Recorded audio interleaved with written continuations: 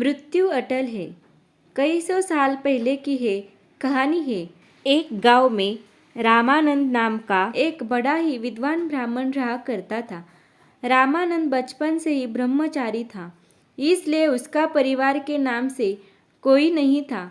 हाँ, उसका एक बचपन से ही हरिदास नाम का एक मित्र था। हरिदास जो रामानंद के गांव से 3-4 गांव दूर के गांव में रहा करता था। वो जन्म से ही गूंगा और एक पैर से विकलांग था। एक बार रामानंद को जब मानसिक अशांति सी होने लगी, तब उसने सोचा अपने बचपन के मित्र से मुलाकात की जाए तो कुछ शांति मिले। ऐसा सोचकर रामानंद हरिदास के गांव जाने के लिए निकल पड़ता है।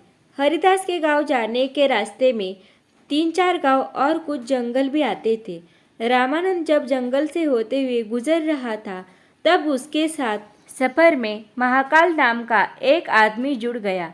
महाकाल का साथ पाकर रामानंद को भी अच्छा लगा और बातों बातों में उनका सफर अच्छा कटने लगा। चलते चलते रास्ते में जब पहला गांव आया, तब महाकाल ने रामानंद से कहा कि तुम आगे बढ़ो, मेरा इस गांव में कुछ काम है, उसे खत्म करके मैं तुम्हें आगे मिलता हूँ। रामानंद ने अपना सफ़र धीरे धीरे जारी रखा। वह अपने सफ़र में थोड़ा ही आगे बढ़ा था कि उसे पता चला उस गांव में कोई फांसी लगाकर मर गया है। आगे महाकाल फिर उसके सफ़र में साथ हो गया। वह दोनों अपना सफ़र जारी रखते हुए आगे बढ़ते गए।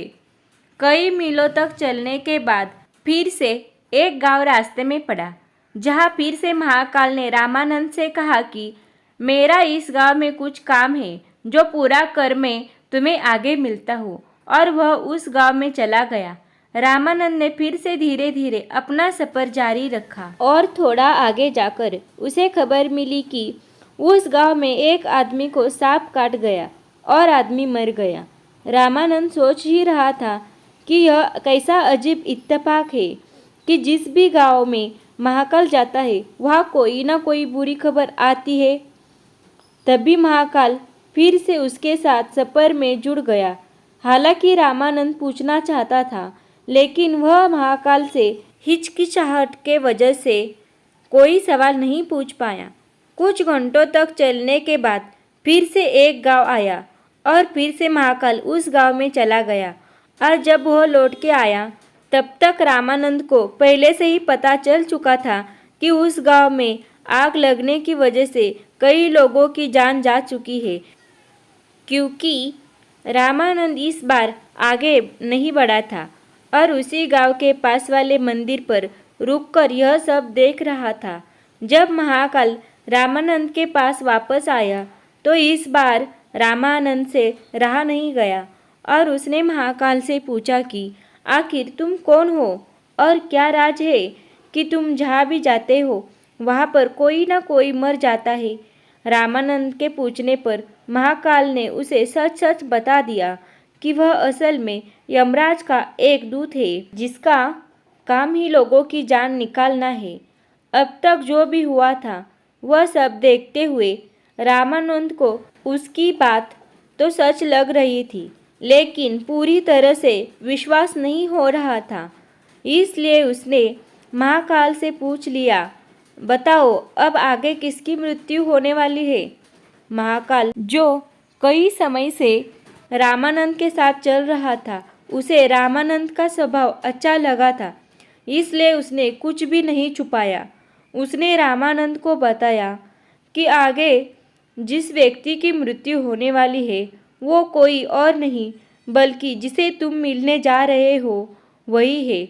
यानी कि आगे हरिदास, जो कि खुद रामानंद का बचपन का मित्र है, उसी की जान जाने वाली थी। यह सुनकर रामानंद को दुख हुआ, लेकिन महाकाल ने उससे कहा था कि हरिदास की मृत्यु का कारण रामानंद खुद बनेगा। रामानंद ने सोचा कि मैं हरिदास से मिलूंगा ही नहीं तो उसकी मृत्यु भी नहीं होगी। यह सोचकर उसने हरिदास के गांव जाने का मन बदल दिया। लेकिन तब तक हरिदास हाँफते हाँफते उसी जगह आ पहुंचा जहाँ पर महाकाल और रामानंद रुककर बात कर रहे थे। इससे पहले कि रामानंद हरिदास से कुछ पूछ पाता, वह जमीन पर गिर पड़ा और वहीं पर उसकी मृत्यु हो गई।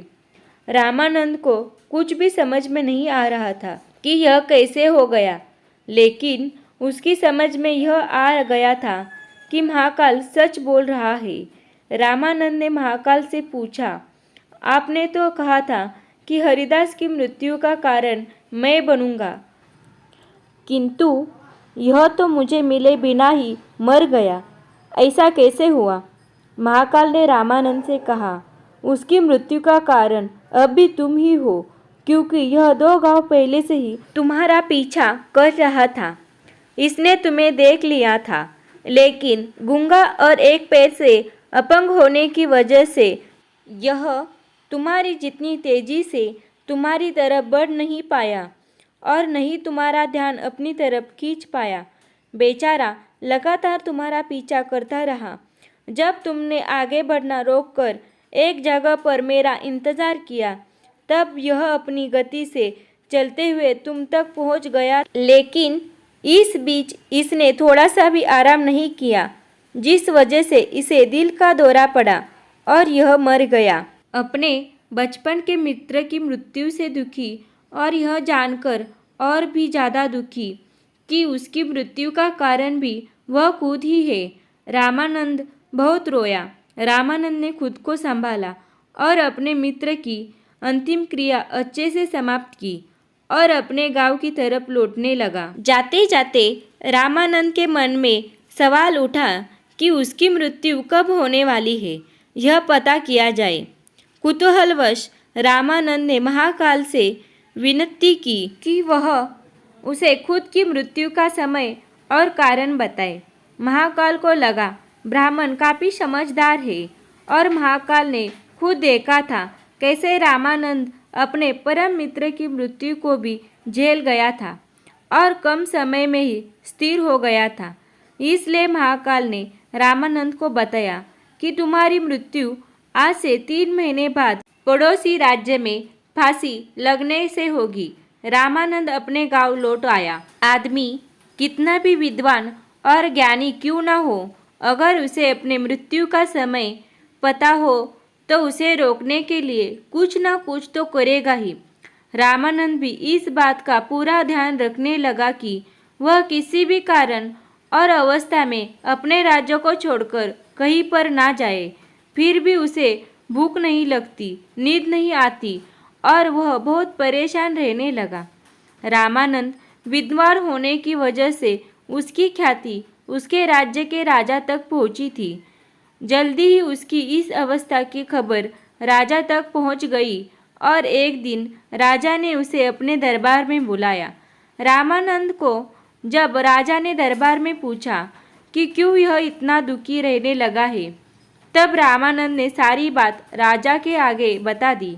राजा समेत सभी दरबारियों को इस बात से काफ़ी आश्चर्य हुआ, क्योंकि सब लोग जानते थे कि रामानंद कभी झूठ नहीं बोलता है।